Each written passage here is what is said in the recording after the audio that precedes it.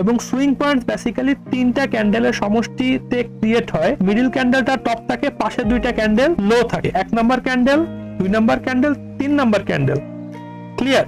তো তিনটা ক্যান্ডেলের সমষ্টি, মিডল ক্যান্ডেলটা হাই থাকবে, মিডল ক্যান্ডেলের আশেপাশে কোনো হাই থাকবে না, মানে মিডল ক্যান্ডেলের পরের ক্যান্ডেল ডেফিনেটলি হাই থাকবে না, তার লো থাকবে, তার পরের ক্যান্ডেলে লো থাকবে। এইরকম এইটা একটা সুইং পয়েন্টস, কারণ এইটা এই ক্যান্ডেলের লো, তারপর এটা লো, তারপর একটা লো। এখন সুইং লো দেখি, সেম তিনটা ক্যান্ডেলের সমষ্টি। এইদিকে যদি দেখি তাহলে এটা হচ্ছে তিনটা ক্যান্ডেলের সমষ্টি। এই ক্যান্ডেলটা লো, তারপর এই ক্যান্ডেল এর থেকে লো, তারপর এই ক্যান্ডেল এর থেকে লো, তার মানে দিস ইজ এ সুইং লো। এবং এই সেম ক্ষেত্রে এই জায়গাতে দিস ইজ এ সুইং লো। কেন? এটা একটা লো, তারপর এটা একটা লো, তারপর এটা একটা low, this is a swing low.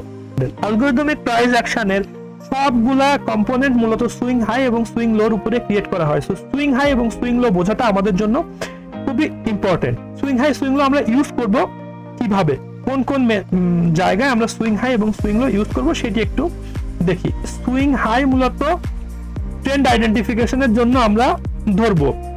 Definition কিভাবে ভিজুয়ালি দেখাবো সেটা আমরা পরের ভিডিওতে আপ ট্রেন্ড ডাউন ট্রেন্ড দেখবো, তখন আমরা বুঝাইতে পারবো। সাপোর্ট এন্ড রেজিস্ট্যান্স, আমরা কিছুক্ষণ আগে বললাম যে কোন একটা জায়গায় সাপোর্ট আছে, সাপোর্ট লেভেল হয়, তাহলে সেখানে যদি সুইং লো ক্রিয়েট করে আমরা বুঝতে পারবো যে এখান থেকে আমার এখন মার্কেট উপরের দিকে যাবে, তার মানে সাপোর্ট লেভেল এবং সুইং লো ক্রিয়েট করছে, মানে এই সাপোর্ট লেভেলটা এখন আমার valid. Next chart pattern, chart প্যাটার্নের জন্য সুইং পয়েন্টস ইম্পর্টেন্ট। এখানে যদি আমরা দেখি তাহলে রিটেইল মেথডের জন্য head and shoulders, double top, double bottom, triangle, এগুলা রিটেইল মেথডের জন্য সুইং পয়েন্টস ইম্পর্টেন্ট। যদি সুইং পয়েন্টস না বুঝেন তাহলে প্রপার ট্রায়াঙ্গেল, ডাবল টপ বুঝতে পারবেন না এবং হেড অ্যান্ড শোল্ডার্স প্যাটার্নও বুঝতে পারবেন না। আইসিটি মেথড বা অ্যালগরিদমিক প্রাইস অ্যাকশন মেথডে market structure shift, liquidity point, এই বিষয়গুলোকে বোঝার জন্য সুইং পয়েন্টস খুবই ইম্পর্টেন্ট। ট্রেডিং স্ট্র্যাটেজি, ট্রেডাররা সুইং পয়েন্টস ইউজ করে বিভিন্ন স্ট্র্যাটেজিসকে ফলো করার জন্য। কেমন?